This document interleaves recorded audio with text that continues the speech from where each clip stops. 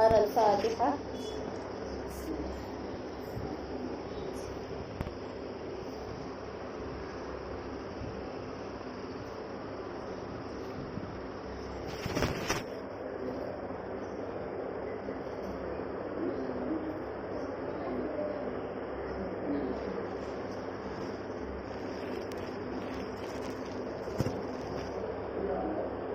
اللهم صل على محمد وآل محمد وجل. لا حول ولا قوة إلا بالله العلي العظيم. حسبنا الله ونعم الوكيل، نعم المولى ونعم النصير. الحمد لله رب العالمين، والصلاة والسلام على أشرف الأنبياء والمرسلين وخاتم النبيين، حبيبنا وحبيب إله العالمين أبي القاسم محمد. اللهم صل على محمد وآل محمد وعلى وجل. آله الطيبين الطاهرين المعصومين المظلومين الغرر الميامين، لا سيما بقية الله في الأرضين وحجته على الخلائق أجمعين، سيدنا ومولانا وصاحب نعمتنا وولي عصرنا مهدي هذه الأمة وطاووس أهل الجنة الحجة بن الحسن العسكري فداه أرواح العالمين. صلوات. اللهم صل على محمد وآل محمد ولعنة وجل. الله على أعدائهم أجمعين من يوم عداوتهم إلى قيام يوم الدين. بسم الله الرحمن الرحيم. اللهم كن لوليك الحجة ابن الحسن صلواتك عليه وعلى آله في هذه الساعة وفي كل ساعة وليا وحافظا وقائدا وناصرا ودليلا وعينا حتى تسكنه أرضك طوعا وتمتعه فيها طويلا. اللهم صل على محمد وآل محمد وجل. صلى الله عليك يا أبا عبد الله.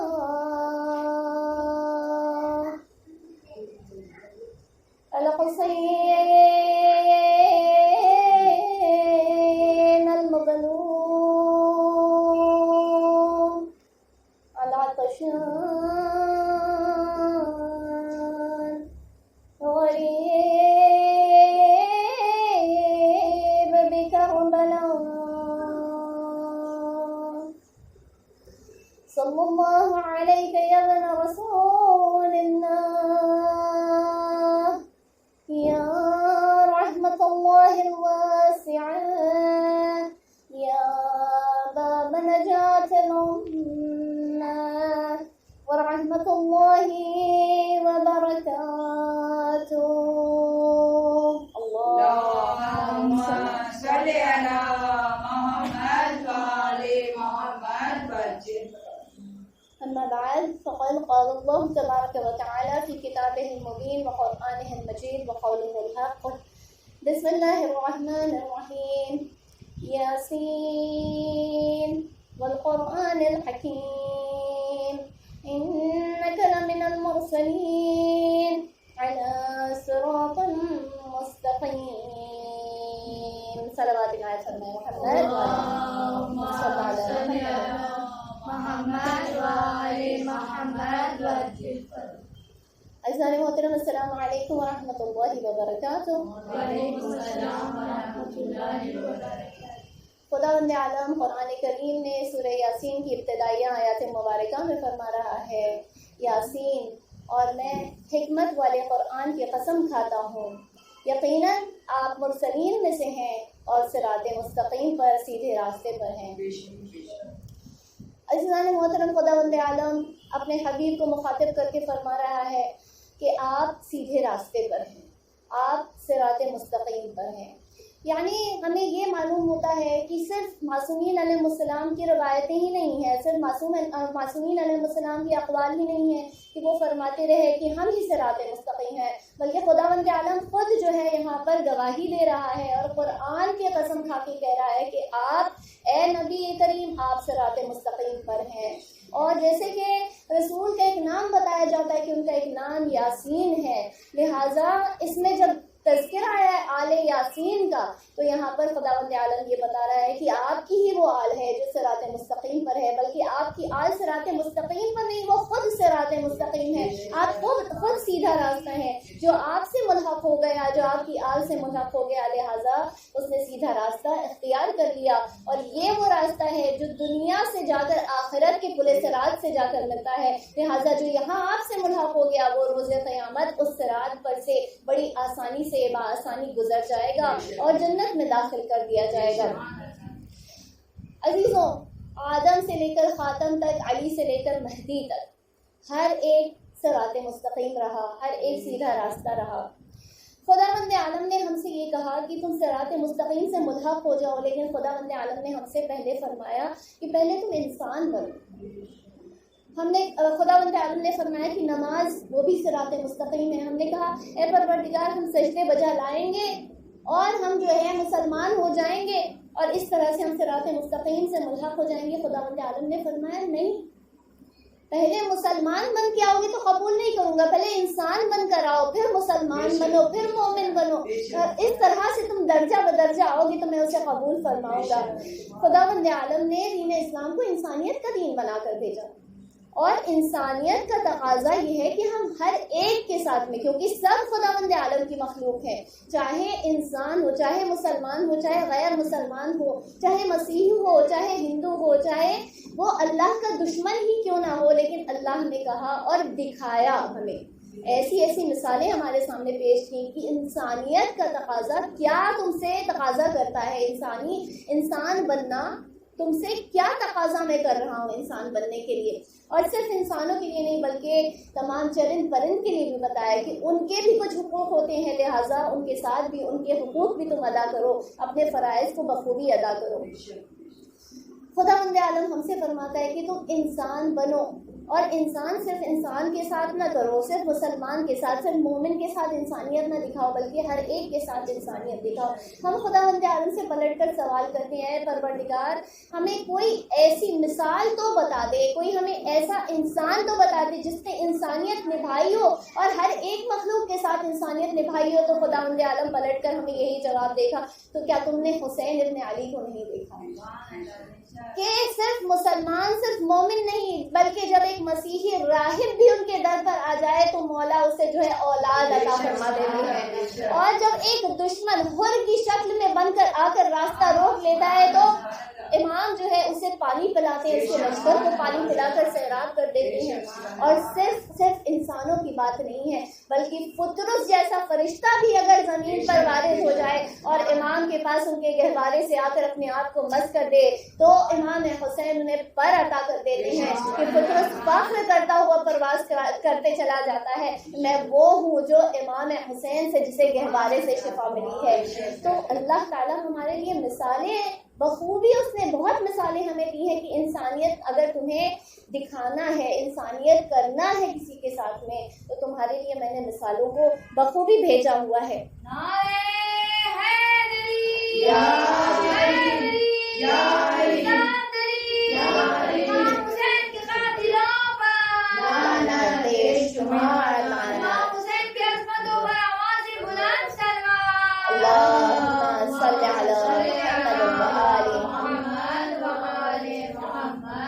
خداوند عالم فرما رہا ہے کہ یہ تمام کائنات جو میں نے بنائی ہے سب کو ایک دوسرے پہ ڈپینڈنٹ بنایا ہے. کسی کو اللہ نے بے نیاز نہیں بنایا. اگر بے نیاز تو صرف خدا بے نیاز ہے. اللہ الصمد, اللہ بے نیاز ہے. اس کے علاوہ اللہ نے ہر مخلوق کو جو ہے محتاج بنایا ہے, حتیٰ کہ اپنے نمائندوں کو بھی بھیجا تو وقت کے امام کے لیے بھی رکھا کہ جب تک تمہاری یہ 313 نہیں ہو جائیں گے تمہارا ظہور نہیں ہونے دوں گا, اجازت نہیں دوں گا. تو ہر ایک کو محتاج بنایا. لہٰذا خداوند عالم نے فرمایا جب تم ایک ساتھ ایک معاشرے میں رہتے ہو تو ایک دوسرے کی مدد کرو, ایک دوسرے کے کام آؤ. اور تمہارے لیے مثال ہم نے تمہارے جسم میں پیدا کی ہے.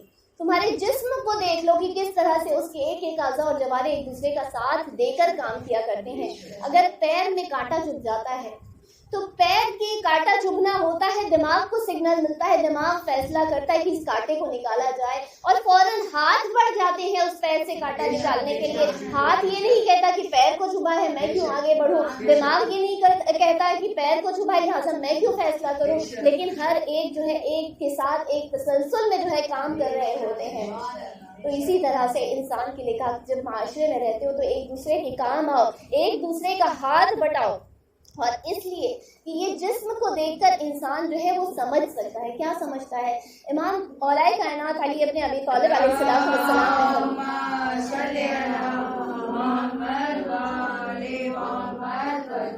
مولا کا ایک فرمان ہے جو بہت زیادہ مشہور ہوا, من عرف نفسہ فقد عرف ربہ. جس نے اپنی نفس کو پہچان لیا اس نے اپنے پروردگار کو پہچان لیا. ہماری نفس میں اللہ تعالیٰ نے اتنی مثالیں رکھی. تمہارا نفس کس طرح سے تمہیں کہاں راغب کرتا ہے, کس طرح سے تمہیں کہتا ہے کس چیز کو تم انجام دو, کس چیز کو نہ انجام دو, کس طرح سے تم اس نفس پر کنٹرول رکھتے ہو. اگر ہم اپنے آپ کو پہچانتے ہیں تو یقیناً ہم اپنے پروردگار تک پہنچ جاتے ہیں. جب مولا کائنات کو خلافت ملی ہے, ظاہری خلافت ملی ہے, لوگ آئے ہیں اور ان کے ہاتھوں پر بیعت کی ہے, مجبور کیا, انہیں بیعت کیا کہ آپ اپنا ہاتھ بڑھائیں ہم بیعت کرنا چاہتے ہیں. تو اس کے بعد مولا علی جب خلیفہ بن گئے تو انہوں نے تمام جو شہر تھے ان کے ایک ایک گورنر جو ہے ان کا انتخاب کیا. یمن کے لیے گورنر بنایا, شام کے لیے گورنر بنایا, اسی طرح سے بصرہ کا گورنر بنایا, کوفہ کے لیے گورنر بنایا, مختلف گورنر بنائے. اور اس کے بعد ہر ایک کو خط لکھا. خط میں کیا لکھتے ہیں کہ دیکھو تم کسی کی دل آزاری نہ کرنا, ہر ایک کا عزت و احترام کرنا, جو تم سے عمر میں بزرگ ہیں ان کا احترام کرنا, اپنے سے چھوٹوں کا احترام کرنا اور اپنے برابر والوں کا احترام کرنا. مولا نے کسی کو اس میں سے استثناء نہیں کیا, اس میں سے کسی کو مستثنیٰ نہیں کیا کہ کسی کو چھوڑ دیتے کہ چھوٹوں کا احترام نہ کرنا, صرف ان سے محبت کر لینا یہ کافی ہے, لیکن ہر ایک کو اس کے اندر دائرے کے اندر لے لیا. اور اس کے بعد فرماتے ہیں دیکھو بزرگوں کا احترام اس وجہ سے کرنا کہ ان کی عمریں تم سے زیادہ ہیں, لہٰذا ان کی نیکیاں اور ان کی عبادتیں تم سے کہیں زیادہ ہیں, اس سبب سے تم ان کا احترام کرنا. پھر فرماتے ہیں کہ دیکھو بچوں کا, چھوٹوں کا احترام اس وجہ سے کرنا کہ عمر میں تم سے چھوٹے ہیں لہٰذا ان کے گناہ تم سے کم ہیں اور تمہارے گناہ ان سے زیادہ ہیں, بس ان کا احترام کرنا. پھر فرماتے ہیں دیکھو اپنے برابر والوں کا, اپنے ہم عمر والوں کا احترام کرنا, اس لیے کہ تم نہیں جانتے کہ انہوں نے کون سی نیکیاں انجام دی ہیں, انہوں نے کون سی عبادتیں انجام دی, انہوں نے کون سا ایسا عمل انجام دیا ہے. ہو سکتا ہے وہ عمل اللہ تعالیٰ کی بارگاہ میں قبول ہو گیا ہو سکتا ہے وہ عمل اللہ کو پسندیدہ ہو لہٰذا اللہ نے اس کے گناہوں کو معاف کر دیا ہو, لیکن تمہارے گناہوں کو نہ معاف کیا ہو. بس اپنے برابر والوں کا تم احترام کرنا. تو مولا کائنات نے ہمیں سکھایا کہ ہر ایک کے ساتھ جو ہے احترام کا رشتہ رکھو, ہر ایک کے ساتھ عزت و اکرام کا رشتہ رکھو اور اس کو لیتے ہوئے تم آگے بڑھو. ایک مرتبہ ایک شخص آتا ہے صادق آل محمد امام جعفر صادق علیہ السلام,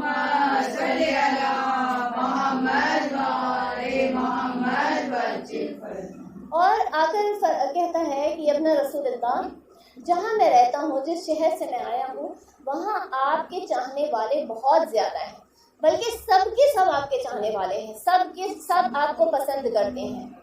اور پھر امام فرماتے ہیں کہ اچھا اگر واقعی ایسی بات ہے تو بہت اچھا ہے, لیکن مجھے یہ بتاؤ کہ وہ کیا کہتے ہیں. تو کہتا ہے کہ وہ کہتے ہیں کہ ہم علی اور ان کی نسل میں سے جتنے ائمہ ہیں ہم ان کے شیعہ ہیں, ہم ان کے شیعہ ہیں, بڑے فخر سے کہتے ہیں ہم ان کے شیعہ ہیں. امام فرماتے ہیں اچھا کیا واقعی وہ ہمارے شیعہ ہیں؟ تو کہتا ہے کہ مولا واقعی وہ آپ کے شیعہ ہیں. تو امام فرماتے ہیں اچھا میں تم سے ایک سوال کرتا ہوں, مجھے بتاؤ کہ اگر وہاں پر کوئی غریب کوئی نادار کوئی فقیر بیمار پڑ جاتا ہے تو وہاں کے جو مالدار ہیں کیا وہ اس غریب کے گھر اس کی عیادت کے لیے جاتے ہیں؟ وہ اس کی بیماری میں اسے دیکھنے کے لیے جاتے ہیں؟ وہ شخص کہتے ہیں مولا ایسے تو بہت کم ہے، ایسے تو بہت کم ہے۔ امام پھر سوال کرتے ہیں جب تمہارے درمیان کوئی غریب پریشانی میں مبتلا ہو جاتا ہے تو وہاں کے جو دولت مند ہیں، وہاں کے جو غنی ہیں، وہاں کے جو مالدار ہیں، کیا وہ اس کی پریشانی کو دور کرنے کے لیے جاتے ہیں؟ وہ کہتے ہیں مولا ایسے تو بہت کم ہے، ایسے تو بہت مختصر تعداد ہے۔ پھر امام فرماتے ہیں کہ جب کسی کوئی حاجت پیش آتی ہے، جب کسی غریب کی کوئی حاجت ہوتی ہے، جب اسے مدد کی ضرورت ہوتی ہے تو کیا اس وقت وہاں کے جو مالدار ہوتے ہیں وہ اس کی مدد کرتے ہیں، اپنے مال و دولت کو صرف کرتے ہیں اس کی مدد کرنے کے لیے؟ تو کہتا ہے مولا ایسی تو بہت مختصر چند افراد ہیں جو اس طرح کے ہیں۔ امام فرماتے ہیں تو پھر میرے شیعہ کہاں ہیں؟ بس وہ جو کم ہیں، وہ جو مختصر ہیں، بس وہی میرے شیعہ ہیں، ان کے علاوہ کوئی ہمارا شیعہ نہیں ہے۔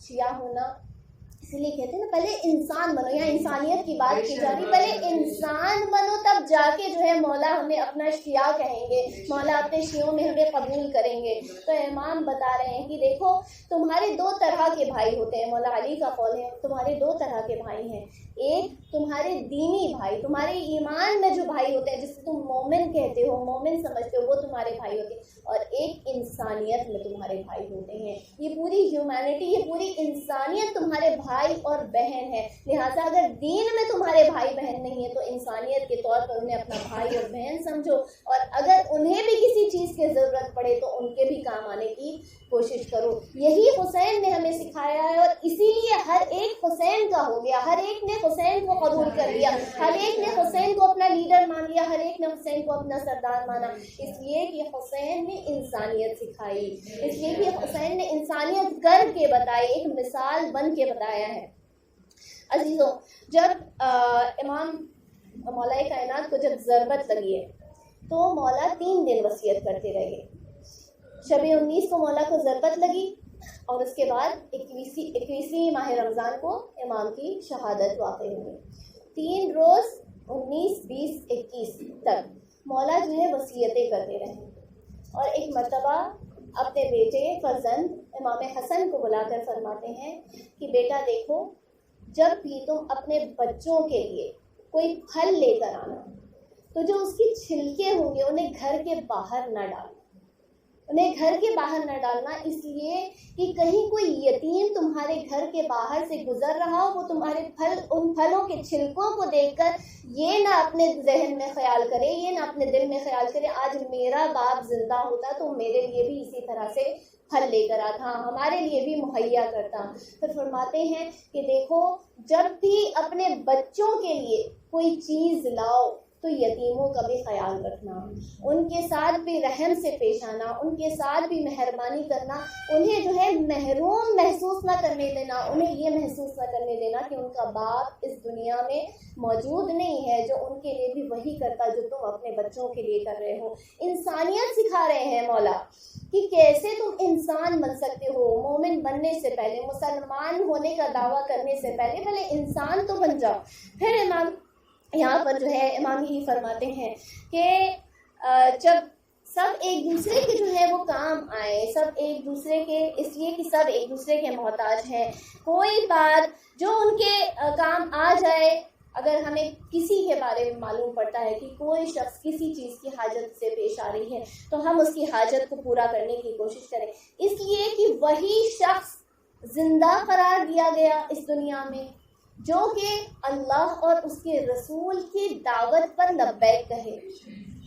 خداوند عالم قرآن کریم میں مثال دیتا ہے زمین کی، مردہ زمین کی، اور سورہ یاسین میں ہم پڑھتے ہیں، سورہ یاسین میں جو ہے خداوند عالم فرماتا ہے وَآیَةٌ لَهُمُ الْأَرْضُ الْمَيْتَةَ أَحْيَيْنَاهَا فَأَخْرَجْنَا مِنْهَا حَبًّا فَمِنْهَا تَأْكُلُونَ، کہ ہم تمہارے سامنے مثال پیش کرتے ہیں کس کی؟ ایک زمین کی جو کہ مردہ ہو گئی، اور ہم اسے زندگی عطا فرماتے ہیں، یعنی جب خداوند عالم بارش برساتا ہے، پانی برساتا ہے تو ہم اسے زندگی عطا فرماتے ہیں، اس کے اندر سے جو پیداوار ہوتی ہے، جو پودے ظاہر ہوتے ہیں، جو تمام دانے جو ہے اس میں سے ظاہر ہوتے ہیں، پھر اس کے ذریعے سے اس زمین کو جو ہے زندہ قرار دیا جاتا ہے۔ یعنی یہاں پر خداوند عالم بنجر زمین کو کہہ رہا ہے کہ بنجر زمین مردہ ہوتی ہے، اس لیے کہ جب یہ کسی زراعت کے لائق نہیں ہوتی، جب یہ زرخیز نہیں ہوتی تو یہ مردہ زمین ہوتی ہے۔ یعنی خداوند عالم ہمیں کیا بتانا چاہ رہے ہیں؟ جو زمین اپنے مالک کے کام نہ آ سکے وہ زمین مردہ ہے۔ اب میں انہی جملوں کو پلٹ کر یہ کہوں کہ جو بھی شخص، جو بھی بندہ اس دنیا میں اپنے مالک کے کام نہ آ سکے لہٰذا وہ مردہ ہے، بس وہ مردہ ہے۔ جو رسول دعوت دیتے رہ جائیں کہ آؤ تم دین اسلام میں داخل ہو جاؤ، آؤ میں علی کو اپنا ولی بنا کر جا رہا ہوں، تم علی کو اپنا ولی قبول کرو، اور لوگ جو ہے منہ موڑ موڑ کر جو ہے جاتے رہیں، ان کے در کو جو ہے ٹھکراتے رہیں اور اپنی پیٹھ دکھا کر وہاں سے بھاگ جائیں، لہٰذا یہ تمام افراد مردہ ہیں، یہ زندہ نہیں، یہ چلتی پھرتی لاشیں ہیں اس دنیا میں، انہیں زندہ قرار نہیں دیا جا رہا ہے۔ ایک آواز سے بلند صلوات اللہم صلی علی محمد و آل محمد نعرے حیدری یا علی، نعرے خیبری یا علی، نعرے صفدری یا علی، آواز بلند صلوات اللہم صلی علی محمد و آل محمد وجل۔ اب ہم خداوند عالم سے سوال کریں، اے پروردگار تو نے ہمارے لیے مثال تو قائم کر دی کہ کون زندہ ہے اور کون مردہ ہے، کوئی ایسی مثال بھی بتا دے۔ اللہ تعالیٰ فرماتا ہے کہ ہم نے تمہیں جو ہے جب پیدا کیا تو تم زندہ ہو، اس کے پہلے تم مردہ تھے، پھر ہم تمہیں جو ہے موت دے دیں گے، پھر تم مردہ ہو جائے گے، دوبارہ سے ہم تمہیں زندگی عطا فرمائیں گے۔ یعنی انسان جب دنیا میں آتا ہے تو زندہ کہلاتا ہے، دنیا سے جاتا ہے تو مردہ کہلاتا ہے۔ ہم اللہ سے ایک سوال کریں، خداوند عالم تیری بارگاہ میں ہاتھ بلند کر کے سوال کرتے ہیں، کوئی ایسی مثال ہمیں بتا دے جو آنے سے پہلے بھی زندہ رہا ہو، جانے کے بعد بھی زندہ قرار دیا جا رہا ہو۔ تو خداوند عالم پلٹ کر کہے گا کہ تم نے کیا میرے حبیب کا وہ قول نہیں سنا جہاں رسول خدا صلی اللہ علیہ وآلہ وسلم اللہم صلی علی محمد و آل محمد وجل۔ فرمایا کرتے تھے علی کو مخاطب کر کے، یا علی قد نصرت لکل نبی سرا ونصرنی علانیہ، یعنی کہ رسول خدا فرمایا کرتے تھے اے علی آپ نے مجھ سے پہلے تمام گزشتہ انبیاء کی نصرت مخفی طور پر کی ہے، پوشیدہ طور پر کی ہے، اور میری نصرت آپ علانیہ طور پر کر رہے ہیں، آپ ظاہر ہو کر میری نصرت فرما رہے ہیں۔ یعنی کہ علی کی مثال دے کر بتا رہے ہیں کہ علی جو ہے اس دنیا میں آنے سے پہلے بھی ہر نبی کی مدد کرتے رہے، ہر وقت جو ہے وہ زندہ رہے، اس لیے کہ جب بھی حضرت آدم نے جب اللہ کی بارگاہ میں ترک اولا کی تو اس وقت حضرت علی آ گئے اور حضرت آدم کو اللہ کی بارگاہ میں مغفرت دلا دی۔ جب حضرت نوح کا سفینہ ہچکولے کھا رہا تھا تو حضرت نوح کے سفینے کو جو ہے وہ قرار عطا فرمائی، وہ مولا کائنات نے حضرت نوح کی مدد کی۔ اور اسی طرح سے جب حضرت ابراہیم کو نار نمرودی میں داخل کیا جا رہا تھا تو حضرت علی اس وقت بھی موجود تھے اور حضرت ابراہیم کے لیے جو ہے اس آگ کو سرد اور سلامتی بخش بنا دیا۔ تو حضرت علی ہر نبی کے ساتھ زندہ رہے، اس دنیا میں آنے سے پہلے زندہ رہے۔ اور خداوند عالم کیا مثال قائم کرتا ہے، ایک ہی گھرانے کے اندر باپ اور بیٹے کی مثال دے کر بنا دیا کہ دیکھو علی کو میں نے آنے سے پہلے زندہ رکھا، اور علی کا بیٹا وہ ہے جو سر کٹا کے نوکے نیزہ پر سر بلند تھا اور وہاں سے قرآن کریم کی تلاوت کرتا۔ حسین یاد زندہ باد، یزید یاد مردہ باد، اہل بیت کے دشمنوں پہ لعنت، بے شمار لعنت۔ تو حسین وہ ہے جو اپنے کٹے ہوئے سر سے بھی نوکے نیزہ کی بلندی پر بھی قرآن کریم کی تلاوت کر کے بتاتا رہا کہ میں جا بھی رہا ہوں تب بھی زندہ ہوں۔ اے پروردگار تو نے مثالیں ہمارے لیے کتنی بہترین قائم کی، اور ایک ہی گھرانے کے اندر اتنی مثالیں مل جاتی ہیں، امام در امام، جو خداوند عالم فرماتا ہے نور علی نور، ایک کے بعد ایک نور کی لڑیاں ہیں، اور یہی سلسلۃ الذہب ہے جو کہ آج تک آخر تک جو ہے قائم قائم و دائم ہے. آج وقت کا امام جو ہے ہماری نگرانی کر رہا ہے, ہماری جو ہے وہ ہمارا نگہبان بن کر جو ہے زمین پر اللہ کی حجت بن کر جو ہے ہماری ہدایت فرما رہا ہے. جو بھی نعمتیں ہمیں حاصل ہوتی ہیں پہلے وقت کے امام پر نازل ہوتی ہیں, پھر ہم تک پہنچتی ہیں. جو یہ ہمارے سروں پر چھت ہے وہ امام وقت کی بدولت ہے. جو ہمارے لیے آج اگر ہم محفوظ ہیں تو امام وقت کی بدولت محفوظ ہیں. شکر کریں ہم پروردگار کا کہ آج ہمارا امام ہمارے اوپر قائم و دائم ہے, ہمارا امام زندہ ہے. ہم ایسی قوم ہے جسے پروردگار عالم نے کبھی اپنی حجتوں سے محروم نہیں رکھا. ہر زمانے میں اللہ تعالیٰ نے بنا کسی فاصلے کے ایک کے بعد ایک حجتوں کو بھیجتا رہا اور اس کو ہمارے اوپر قائم و دائم رکھا. ایک صلوات بھیجتے ہیں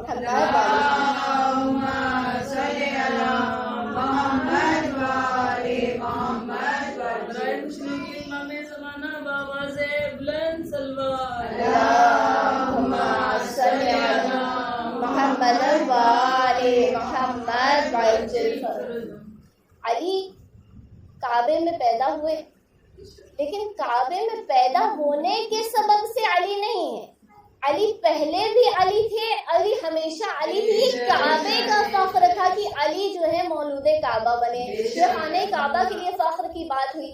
اور علی وہ مولا ہے جسے دوسروں کی بیعت کی ضرورت نہیں کہ لوگ ان کے پاس آئیں اور ان کے پاس جو ہے کہیں کہ اب آپ ہمارے خلیفہ بن جائیں تو علی قبول کر لے اور ظاہری خلافت ان کی اس طرح سے ہو جائے. اس لیے کہ خداوند عالم نے انہیں خلیفہ کب سے مقرر کر رکھا ہوا تھا کہ میرے حبیب کے بعد جو وصی ہوگا, جو ان کا خلیفہ ہوگا, جو جانشین ہوگا, وہ علی ہوں گے.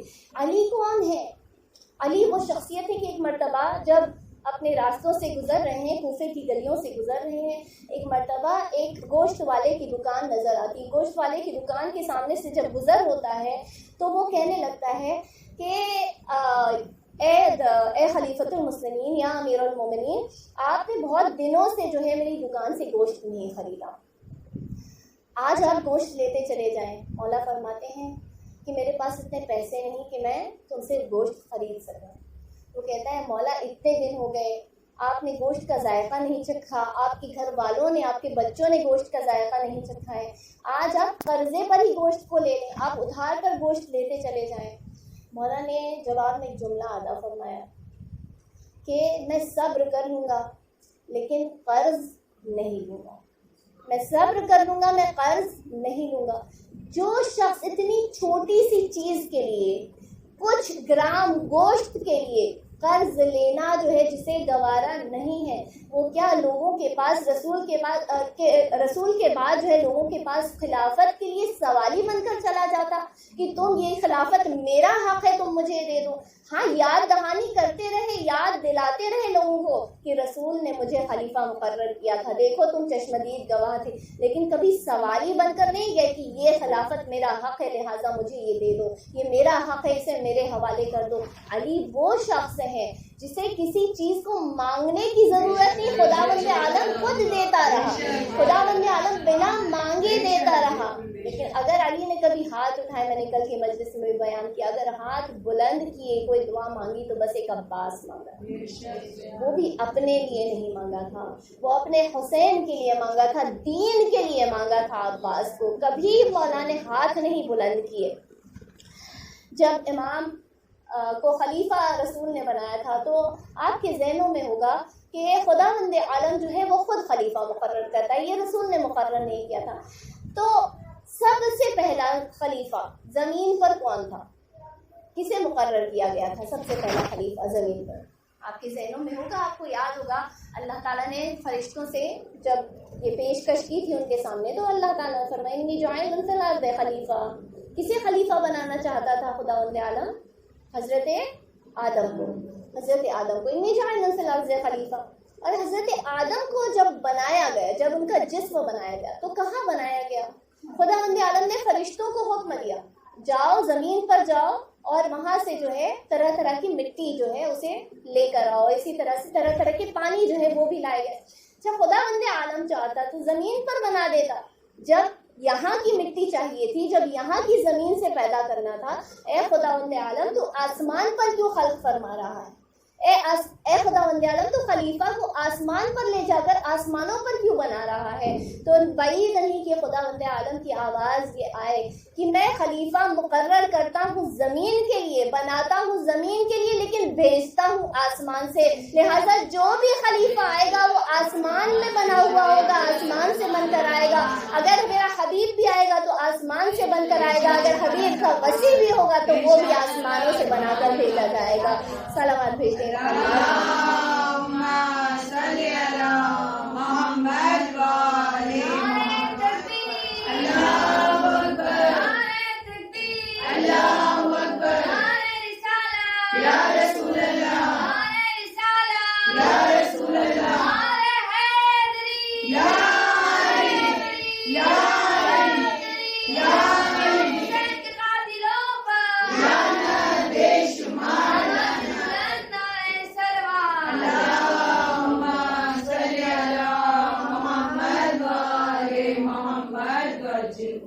اور اگر علی کے بعد حسن کو بناؤں گا تو وہ بھی میرا منتخب کیا ہوا خلیفہ ہوگا، اور اگر حسین کو بناؤں گا تو وہ بھی میرا منتخب کیا ہوا خلیفہ ہوگا۔ معاویہ لاکھ کوششیں کر لے یزید کو خلیفہ بنا کر پیش کر دے، لیکن یزید میرا بنایا ہوا خلیفہ نہ ہوگا، یہ حسین ہوں گے جو خلیفۃ المسلمین ہوں گے۔ عزاداران محترم، آج 2 محرم آ گئی اور ہم جانتے ہیں کہ جب ملعون یزید کو معاویہ نے خلیفہ بنایا ہے تو اسے خلیفہ بنانے کے بعد میں یزید نے ہر طرف اپنے نمائندوں کو بھیجا، اپنے قاصدوں کو بھیجا، جاؤ تمام لوگوں سے میری بیعت لے کر آؤ۔ حتیٰ کہ اس نے مدینے کے گورنر کو بھی لکھا، مدینے کا گورنر ولید تھا، ولید کو لکھا کہ تمہارے مدینے میں حسین مقیم ہے، لہٰذا ان سے بھی جو ہے میری بیعت لے لینا، اور اگر وہ بیعت نہ دیں تو انہیں قتل کر دینا۔ ایک مرتبہ ولید نے اپنا ایک قاصد امام حسین کے گھر بھیجا، بنو ہاشم کے محلے میں بھیجا۔ امام حسین نے کہا میں آؤں گا، میں تیرے دربار میں آؤں گا۔ ایک مرتبہ کیا شان تھی امام حسین کی کہ جب ولید سے ملاقات کے لیے جا رہے ہیں تو حضرت عباس سے کہا کہ اے عباس آؤ، تمام بنو ہاشم کے جوانوں کو جمع کرو اور میرے ساتھ چلو۔ لیکن جب دربار پہ پہنچے مرتبہ کہتے ہیں کہ میں تنہا اندر داخل ہوں گا، اے عباس تم تمام ان 18 جوانوں کے ساتھ دربار کے باہر اس در پر کھڑے رہنا، دیکھو جب تک میری آواز بلند نہ ہو تب تک اندر داخل نہ ہونا۔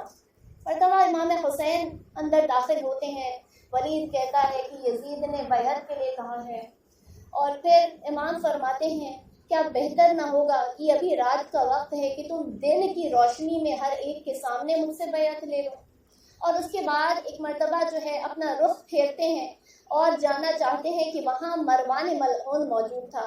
مروان فوراً ولید سے کہتا ہے کہ دیکھو اگر تم نے ابھی انہیں جانے دیا تو اب یہ تمہارے ہاتھ نہ آئیں گے، اگر یہ ابھی بیعت دیتے ہیں تو قبول کرو ورنہ انہیں ابھی کے ابھی قتل کر ڈالو۔ اس کا یہ کہنا تھا کہ انہیں ابھی کے ابھی قتل کر ڈالو۔ ایک مرتبہ فرزند زہرا جو ہیں مڑتے ہیں اور ایک آواز بلند کرتے ہیں کہ رسول کے شہر میں، مدینہ شہر میں کس کی مجال کی ان کے نواسے کو، مجھ جیسے حسین کو جو ہے قتل کر ڈالے۔ یہاں پر آواز کا بلند ہونا تھا۔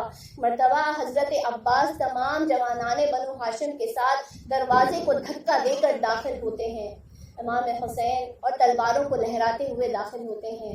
مرتبہ مولا ان کو ایک اشارہ کرتے ہیں کہ اپنی تلواروں کو نیچے کر لو، ابھی وقت نہیں آیا ہے عباس۔ اور پھر اس کے بعد جو ہے ولید معذرت کرتا ہے اور اس کے بعد امام حسین وہاں سے پلٹ جاتے ہیں۔ ایک مرتبہ جب گھر میں داخل ہوتے ہیں تو جناب زینب کو دیکھتے ہیں، اور جب جناب زینب کو دیکھتے ہیں تو آ کر فرماتے ہیں کہ اے بہن تیاری کرو، اب مدینہ ہمارے رہنے کے قابل نہ رہا، اب یہ شہر رہنے کے لائق نہ رہا، اب یہ نانا کا شہر ہمارے رہنے کے قابل نہ رہا۔ اور پھر اس کے بعد تاریخ بتاتی ہے کہ ایک مرتبہ امام حسین جو ہے نانا کی قبر پر آتے ہیں، اور جیسے ہی رسول کی قبر پر آتے ہیں اپنے آپ کو قبر سے چسپا دیتے ہیں، اور پھر اس کے بعد کچھ دیر تک جو ہے سلام کرنے کے بعد گفتگو کرتے رہتے ہیں اور کہتے ہیں نانا یہ مدینہ شہر اب آپ کے حسین کے رہنے کے قابل نہ رہا۔ اور ایک مرتبہ امام حسین اس طرح سے گفتگو کرتے کرتے ایک جملہ کہتے ہیں، نانا مجھے اپنے پاس بلا لیجیے نانا، میں آپ کے پاس آنا چاہتا ہوں نانا۔ اور ان کی آنکھ لگ جاتی ہے۔ مرتبہ خواب کے عالم میں کیا دیکھتے ہیں کہ رسول فرما رہے اے حسین میں تو خود تمہیں اپنے پاس بلانا چاہتا ہوں، لیکن جلدی کیا ہے حسین، ارے جلدی کیا ہے حسین، اے حسین ابھی تمہیں نانا کے دین کو بچانا ہے، اے حسین تمہیں دین اسلام کو زندہ کرنا ہے، تمہیں قیام کرنا ہے حسین۔ ایک مرتبہ جب خواب کے عالم سے بیدار ہوتے ہیں تو فرماتے ہیں نانا اگر خدا بند عالم کی یہی مشیت ہے تو حسین ضرور جائے گا، حسین مدینہ کو خیر آباد کہے گا اور وہ ضرور جائے گا اور قیام کرے گا۔ نانا کی قبر سے رخصت ہوتے ہیں، بھائی کی قبر کی طرف جاتے ہیں، اپنے بھائی حسن کی قبر سے جا کر لپٹ جاتے ہیں، بھیا میں تنہا کر دیا گیا ہوں، یہ مدینہ اب رہنے کے لائق نہ رہا، میں تمہیں خدا حافظ کرنے کے لیے آیا ہوں۔ اور پھر اس کے بعد اپنے بھائی سے کچھ دیر کلام کرنے کے بعد مرتبہ جب قیام کرتے ہیں تو اپنی ماں کی قبر کی طرف رخ کرتے ہیں۔ تاریخ ایک جملہ لکھتی ہے کہ جب ماں کی قبر کو دیکھتے ہیں، جب نانا کی قبر کی طرف آئے تھے تو اس طرح سے چل رہے تھے گویا ایک بادشاہوں کی چال چل رہے ہوں۔ جب بھائی کی قبر پر پہنچے تو شہنشاہ کی چال چل کے جا رہے تھے، لیکن جیسے ہی ماں کی قبر کو دیکھا ایک چھوٹے سے بچے کے مانند دوڑتے ہوئے ماں کی قبر پر پہنچے اور ماں سے کہتے ہیں اماں آپ کا حسین جا رہا ہے۔ ارے ماں کی آواز قبر سے آئی ہوگی ہے میرے غریب، ایس ماں کے غریب حسین تم کیا سمجھتے ہو کہ تم تنہا جا رہے ہو، ارے تمہاری ماں ہر ایک قدم پر تمہارے ساتھ ساتھ ہوگی ہے حسین۔ جزاکم اللہ خیر الجزا۔ یہی حق عزاداری ہے، شاید بیبی کسی کے بازو میں جو ہے سرحانی کسی کے آنسوؤں کا مطالبہ اپنے رومال کو کھولے ہوئے۔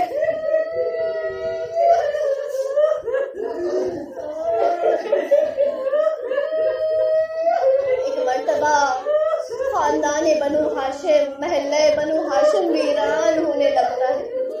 مدینہ شہر جو اب تک آباد تھا اب وہ ویران ہونے لگتا ہے۔ تمام بنو ہاشم امام حسین اپنے حرم کو لیے ہوئے، اپنے قافلے کو، چھوٹے سے قافلے کو لیے ہوئے سفر کے لیے ادامہ کرتے ہیں۔ ہاں 28 رجب کا دن تھا وہ جب امام حسین کا چھوٹا سا قافلہ کربلا کی منزل کے لیے بڑھنے لگا۔ راستے میں وہ منزل بھی آئی جہاں ایک مرتبہ امام حسین نے جب نہر کے سامنے قیام کیا ہوا تھا، اپنے قیام لگائے تھے، تو ایک مرتبہ حر آتے ہیں اور آنے کے بعد کہتے ہیں کہ ہمیں حکم دیا گیا ہے کہ ہم آپ کو کوفہ تک نہ جانے دیں، ہم آپ کے راستے کو تبدیل کر دیں۔ مرتبہ امام حسین جلال میں آتے کہتے ہیں اے حر تمہاری ماں تمہارے ماتم میں روئے، تمہاری ماں تمہارے غم میں روئے، تم نواسے رسول کا راستہ روکنے کے لیے آئے ہو، تم فرزند رسول کا راستہ روکنے کے لیے آئے ہو۔ حر پلٹ کر کیا کہتے ہیں اے فرزند رسول اگر آپ کی ماں فاطمہ نہ ہوتی تو میں اس کے جملوں کا بدلہ ضرور لیتا، لیکن میں جانتا ہوں آپ کی ماں بہترین عورت ہے، وہ سیدۃ النساء العالمین ہے، میں آپ کو پلٹ کر کچھ کہہ نہیں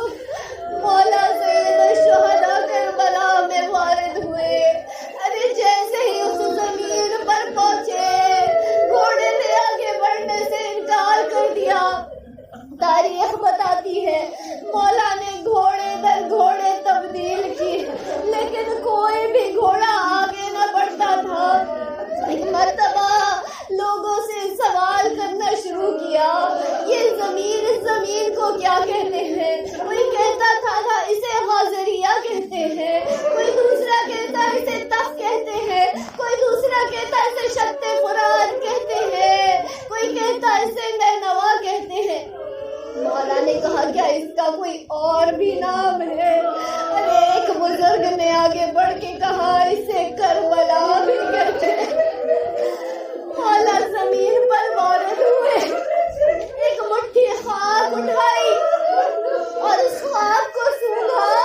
اس کے بعد ایک جملہ کرا, بس ہماری منزل آ گئی.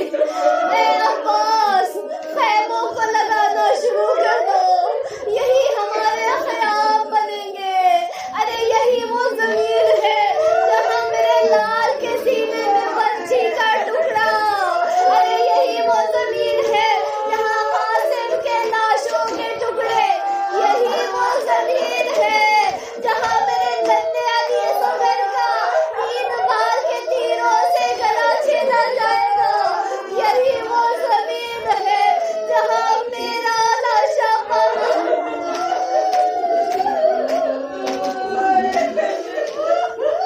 جزاکم اللہ خیر الجزا, جزاکم اللہ خیر الجزا. بس مجلس اختتام پر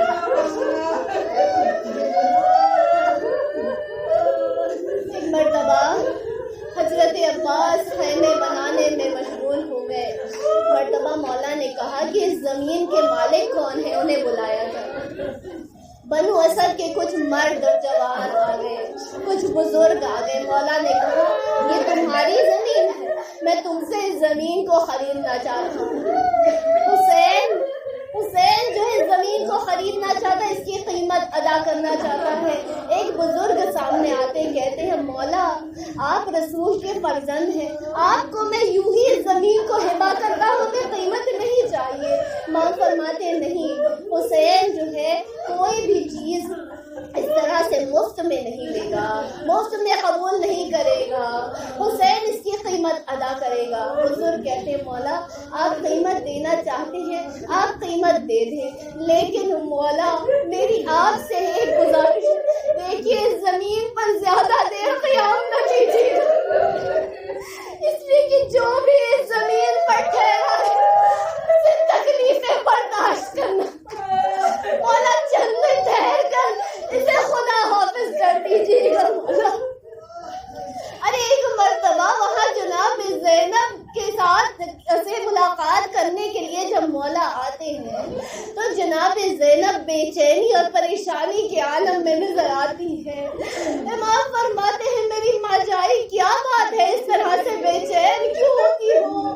جناب زینب فرماتی ہے کہ ارے میرے ماں جائی یہ جو خاک اڑ رہی ہے اس سے آپ کے لہو کی خوشبو, یہ کیسی زمین ہے جس کی خاک میں آپ کی بو کی, آپ کے لہو کی بو محسوس کرتی ہوں. امام فرماتے ہیں اے میری ماں جائی یہی ہماری آخری منزل ہے. اس کے بعد امام نے ایک مرتبہ کہا بنو اسد کے تمام مردوں کو میرے سامنے حاضر کیا جائے. تمام بنو اسد کے مرد آ گئے. مرتبہ مولا وصیتیں کرنا شروع کی. مولا نے وصیت کرنا شروع کی, اے تمام جوانان بنو اسد دیکھو ایک روز آئے گا جب ہمارے یہاں لاشیں بکھرے پڑے ہوں گے. دیکھو جب ہمارے لاشیں بکھرے پڑے ہوں گے کوئی انہیں دفنانے والا نہ ہوگا. تم آنا اور ہمارے لاشوں کو اس زمین میں دفنا دینا. پھر کہتے ہیں اب جاؤ اپنی عورتوں کو بھیج دینا. خواتین آئی, مولا فرماتے دیکھو اگر تمہارے مرد ہمارے لاشیں نہ دفنائیں تو پانی بھرنے کے بہانے سے آنا اور ہماری لاشوں پر کچھ خاک ڈال دینا. ہماری لاشوں کو اس سورج کی تپتے ہوئے روشنی میں تڑپنے نہ دینا, اس پر کچھ خاک ڈال دینا. پھر عورتوں سے کہتے ہیں کہ اب جاؤ اور اپنی بچوں کو بھیج دینا. جیسے ہی بچے آتے ہیں مولا ان سے بھی وصیت کرتے ہیں اے بچوں دیکھو اگر تمہارے ماں باپ ہمارے لاشوں کو نہ دفنائے تو کھیلتے ہوئے آنا اور ایک مٹھی خاک ہمارے لاشوں پر پھینک دینا.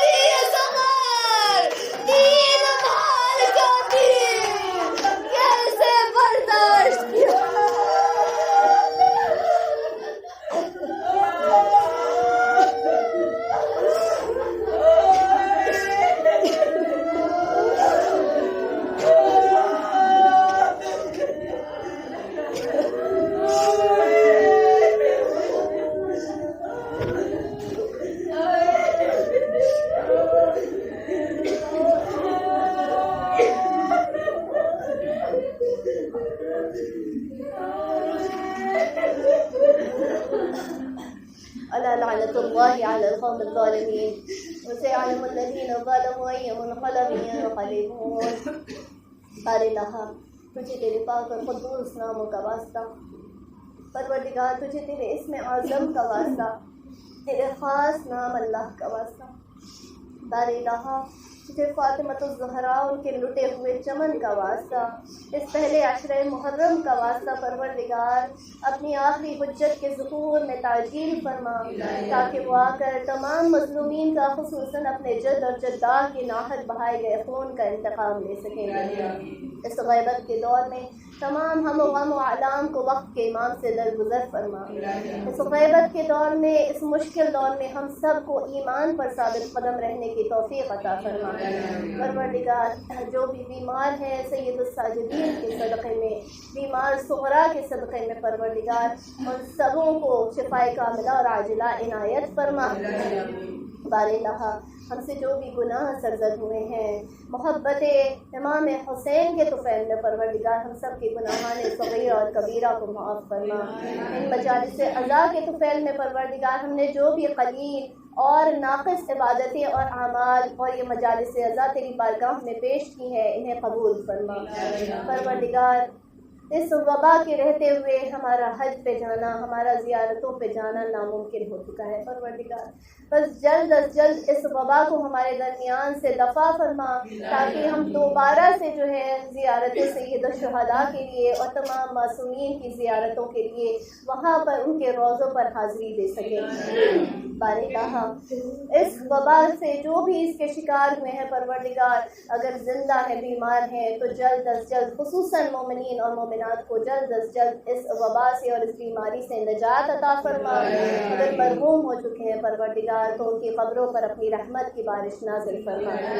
پروردگار ہم سب کو وقت کے امام کے چہرے اقدس کی زیارت نصیب فرما، ان کے ظہور کا زمانہ دیکھنا نصیب فرما. ہم سب کو ان کے منتظرین میں، ان کے چاہنے والوں میں، ان کی کنیزوں میں، حتیٰ کہ ان کے شیعوں میں جگہ عطا فرما.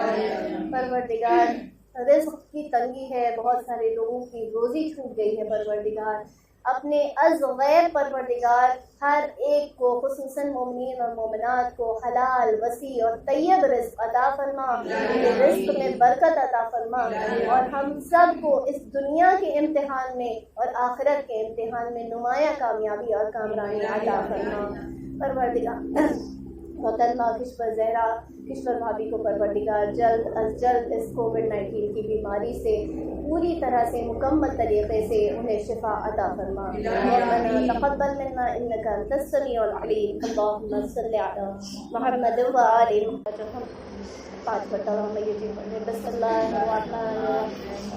من يجيب المضطر إذا دعاه ويكشف السوء أمن يجيب المضطر إذا دعاه ويكشف السوء أمن يجيب المضطر إذا دعاه ويكشف السوء أمن يجيب المضطر إذا دعاه ويكشف السوء أمن يجيب المضطر إذا دعاه ويكشف السوء. اللهم صل على محمد بار الہ عیسائی کریمہ کا واسطہ وقت کے امام کو صحت اور سلامتی عطا فرما اور ان کے تصدق سے پروردگار جو بھی بیمار ہیں خصوصاً اس کووڈ کی بیماری میں جن کو اپنے احاطے میں لیا ہوا ہے پروردگار اور خصوصاً کشور بھابھی کو جلد از جلد اس بیماری سے نجات دلا، انہیں شفا کاملہ اور عاجلہ عنایت فرما. ہم سب کو صحت عطا فرما تاکہ بہترین طریقے سے عزاداری سید الشہداء اور تیری عبادت میں اپنی زندگیوں کو صرف کر سکیں. اللہم صلی علی محمد وآل محمد. سورہ فاتحہ سے بسم اللہ الرحمن الرحیم.